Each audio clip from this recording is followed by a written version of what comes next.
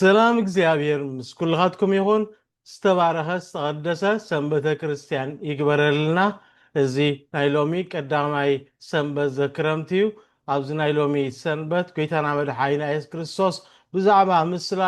ዘርእን ዘራእን ይምህረና ጽቡቕ ዘርኢ ክህልወና ይኽእል እዩ ኣብ ጽቡቕ መሬት እንተዘይተዘርአ ግን ጽቡቕ ኣይፈርን ትጸገም ምስ ዘርኢ ይኮነን ኣብ ከውሕን ኣብ እሾኽን ኣብ መንገድን ተተዘሪኡ ክዓቢ ይኽእል እዩ ተኾነ ግን ከምቲ ዝተደልዮ ኣይፈርን እዩ ብህይወት ክጸንሕ ይኽእል እዩ ተኾነ ግን ጥዑይ ኣይከውንን እዩ ኣብ ህይወት ኩሉ ተመሳሳሊ እዩ ንሕና ዘርኢና ምሉእ ህያባትን ክእለትን ክህልወና ይኽእል እዩ እንተኾነ ግን ኣብ ጥዑይ ዘይኮነ መሬት ኣብ ጥዑይ ዘይኮነ ግራት እንተተዘሪእና ኣብ ረግረግን ኣብ ዘይረብሕ ቦታታት ዝስሕቡ ዕሩኽ እንተለውና ኣብ ከባቢና ዘለው ንኽንኮኖ ዘለና ዝውስኑልና እንተኾይኖም መንነትና ዝድርቱ እንተኾይኖም ነቲ እንጽበዮ ዕቤትን ፍረን ክንርኢ ኣይንኽእልን ኢና እዚ ከዓ ኣብ ዘርእኻ ጸገም ስለ ዘሎ ፈጺሙ ኣይኮነን ኣብቲ ዘርኢ ኮነን እቲ ጸገም ንሕና እኮ ምስሊ እግዚኣብሔር ዝፈጠረና ሙሩጻት ዘርኢና እቲ ጸገም ኣብ ግራት እዩ ኣበናይ መሬት ኣበናይ ባይታ ተዘሪእካ እቲ ጸገም ዝተዘራእናሉ ቦታ እቲ ጸገም እቲ ከውሕን እሾኽን ደረቕ መሬትን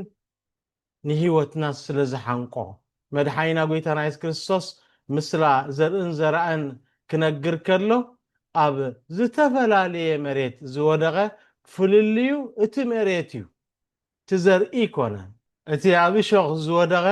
ንኣብነት ከመዕሩኽ መሓዙት እዮም ኣብ ህይወትካ ይመጽ እሞ ብዘለዎም ዓመላት ይድርቱኻ ይሓንቁኻ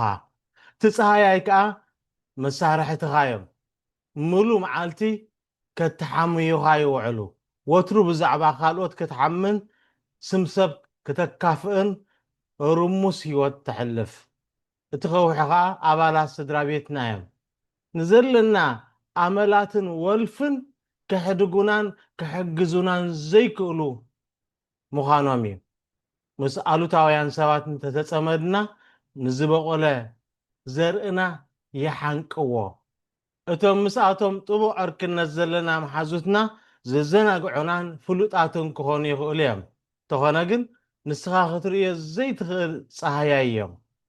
ካብ ምዕንባብን ካብ ምፍራይን ከዓ ይዓግቱና ንገዛ ርእስና እነንብሮ ከባቢ ኩነታት ኣዝዩ ኣገዳሲ እዩ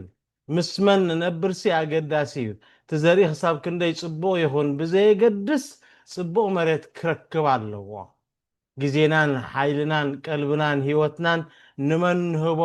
ብጥንቃቐ ክንመርጽ ክንክእል ኣለና ምኽንያቱ ሕማም ጎረቤት ተመሓላላፊ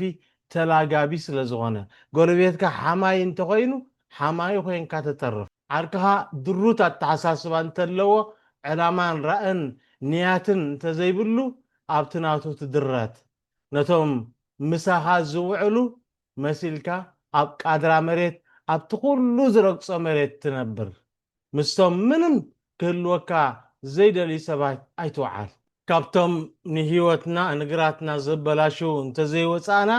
ነቶም ቅኑዓት ሰባት ክንረኽቦም ኣይንኽእል ኢና ወትሩ መሬትና ግራትና ክንፍትሽ ክንጽሂ ዘለና ወትሩ ከባቢና ክነጽር ኣለና ከባቢና ተስፋን ሰላምን ብዝዛረቡ ሰባት ክነስፍሖ ኣለና መድሓኒና ጎይታና ኢየሱስ ክርስቶስ ሓንቲ ቆልዓ ሓሚማ ክፍውሳ ምስ ፀውዐዎ ሞይታ ምስ ፀንሓቶ ኩሎም ይበኽዩ ነይሮም ንሱ ከዓ ኣብኡ ምስ በፅሐ ኣይሞተትን ደቂሳ እያ ዘላ ኢልዎ ንሳቶም ግን ነዚ ምስ ሰምዑ ክስሕቁን ከላግጹሉን ጀሚሮም መድሓኒና ጎይታና ኢየሱስ ክርስቶስ ከምዚ ክገብሩ ምስ ረኣዮም ንኹሎም ካብቲ ቤት ኣውፅኡ ንጴጥሮስን ዮሃንስን ያዕቆብን ጥራሕ ኣትሪፉ ነታ ቆልዓ ከዓ ተላዓሊ ተስኢ ኢልዋ ክርስቶስ ነዚ ምስ በላ ከዓ ተሲኣ ክርስቶስ ንምንታይ እዩ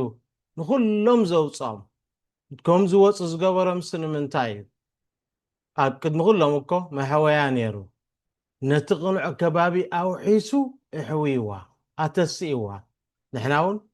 ቅኑዕ ከባቢ ክህልወና ከም ዘለዎ እዩ ዝምህረና ዘሎ ጎይታና መድሓኒና ኢየሱስ ክርስቶስ። ደቂ ሰብ እንተፍቀድናሎም ሰናይካ ዘይደልዩ እንተኮይኖም ክዕንውኻ ይኽእል እዮም። ደረትና ክንውስን ግራትና ክንሓፅር ብማዕዶ የፍቅረካ የፍቅረከ እናበልና ኣብ ዘለዎ ክንሕግዞም እሞ ብሓቂ ግራትና ከየባድሙ ብባልዕ ከይልብድዎ ክነፍቅድ የብልናን። እግዚኣብሔር ኣምላኽ ግራትና ሓሊና ናይ ሕዋትና ህይወት ክንከናኸን ይሓልወና ይሓግዘና። ዝተባረኸ ዝተቐደሰ ሰንበት ይበረልና። ኣሜን።